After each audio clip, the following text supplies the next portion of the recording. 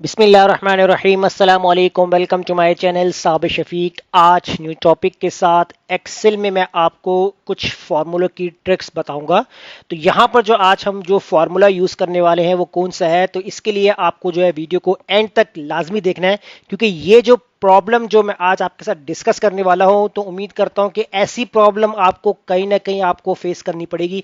या तो आप जॉब्स इंटरव्यू के लिए गए होंगे, या आपको कोई ऐसा टास्क दे दिया गया होगा, तो वहां आपको इस तरह की के प्रॉब्लम्स देखने को मिलेंगी।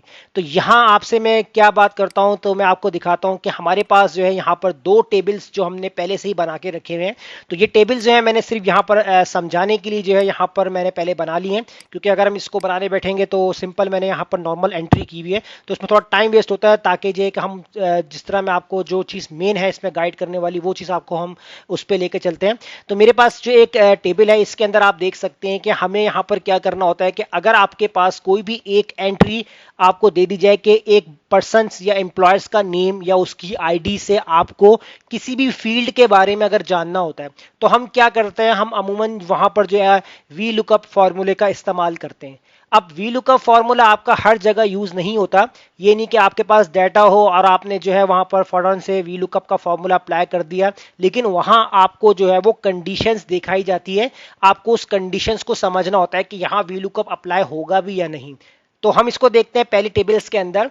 तो मेरे पास जो है वो फर्स्ट कॉलम में आईडी है और सेकंड कॉलम में सेल्समैन के नेम्स हैं। उनके बाद जो है यहाँ पर उनकी डेजिग्नेशन मैंने यहाँ पर सीनियर और जूनियर करके मेंशन की हुई है, और इनकी जो है यहाँ पर सैलरीज मेंशन है। अब यहाँ आपसे कह दिया गया है कि आप यहाँ पर कोई भी सेल्समैन का नेम यहाँ पर राइट डाउन करें, आपको जो है उसकी सैलरी मालूम हो जाए। तो अब यहां पर आपको क्या करना, आपके जहन में आया वीलुकअप, तो आपने इस कंडीशंस के अंदर आपने वीलुकअप अप्लाई कर दिया, क्योंकि ये कंडीशन में अप्लाई हो सकता है। आपने लगाया इक्वल, वी लुकअप का फॉर्मूला अप्लाई किया। लुकअप वैल्यू के अंदर आपने ये वाला सेल सेलेक्ट किया, क्योंकि इसके अंदर जो है वो आपको जो है सेल्समैन का नेम एंटर करना है। उसके बाद आपने कॉमा लगा दिया।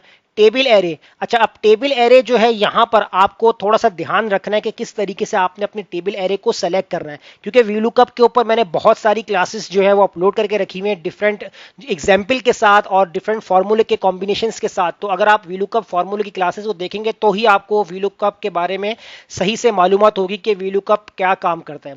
अब वी लुकअप की कंडीशंस होती है कि आपका जो टेबल एरे है वो किस तरीके से बना हुआ है।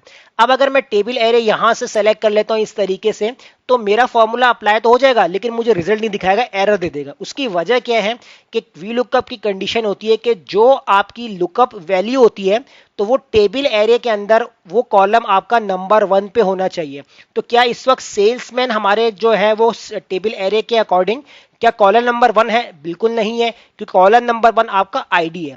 तो इस कंडीशन में हम क्या काम करेंगे, अपने टेबल एरे को सेलेक्ट कैसे करेंगे, सेल्समैन वाले कॉलम से करेंगे। आईडी वाला कॉलम हम यहां पर स्किप कर देंगे, क्योंकि देखें अब आपका जो कॉलम जो बन रहा है सेल्समैन का, वो बन रहा है टेबल एरे के अंदर 1 वाला कॉलम बन रहा है। तो जो आपका लुकअप वैल्यू का जो टास्क होता है, यानी कि जो लुकअप वैल्यू की जो वैल्यू होती है, तो वो आपके टेबल एरे के अंदर नंबर 1 कॉलम पे होनी चाहिए। इसलिए मैंने देखे टेबल एरे को यहां से सिलेक्ट किया, फिर मैंने यहां लगा दिया कॉमा। अब मुझसे पूछेगा कॉलम इंडेक्स। अब कॉलम इंडेक्स आपको क्या करना है, सैलरी मालूम करनी है। तो देखें कौन से कॉलम है, 1 2 3, तो मैंने यहां पर जो है वो 3 प्रेस कर दिया। उसके बाद यहां पर लगाया कॉमा, एग्जैक्ट मैच के लिए 0 और ब्रैकेट क्लोज। अब मैं कर दूंगा यहां पर एंटर। अभी एरर है, क्योंकि यहां पर जब मैं नेम एंटर करता हूं, जैसे मैंने यहां पर फहद नेम एंटर कर दिया और उसके बाद एंटर किया, तो देखिए मेरे पास आंसर क्या है। थोड़ा सा कॉलम का साइज बड़ा करेंगे इसलिए हैश आ रहा था। तो देखिए 20,000 जो फहद है हमारा सेल्समैन, उसकी जो सैलरी है वो कितनी है, 20,000 है। अब देखिए ये कंडीशन तो हमें जो है समझ में आ गई है कि किस तरीके की है। तो ये देखें, ये मैंने आपको बताया वी लुकअप लगाने का तरीका। अब वी लुकअप जो होता है ना, वो फॉरवर्ड काम करता है, यानी आगे की तरफ, वो बैकवर्ड की तरफ नहीं जाता। अब इसी तरह अगर आप यहाँ हमारे सेकंड टेबल को अगर आप देखें, इस टेबल के अंदर हमने थोड़ी सी चेंजिंग की है। क्या चेंजिंग की है, आपने यहाँ पर देखा पहला आईडी वाला कॉलम है, अब डेजिग्नेशन वाला आ गया। पहले हमने यहाँ पर क्या रखा था, सेल्समैन का, अब डेजिग्नेशन पहले आ गया, सेल्समैन का कॉलम बाद में चला गया। उसके बाद यहाँ पर आ गया आपकी सैलरी। अब यहाँ आपसे बोला गया कि सेल्समैन का नाम आप सर्च करो और उसी के आगे जो है उसकी डेजिग्नेशन लिखी हुई आ जाए।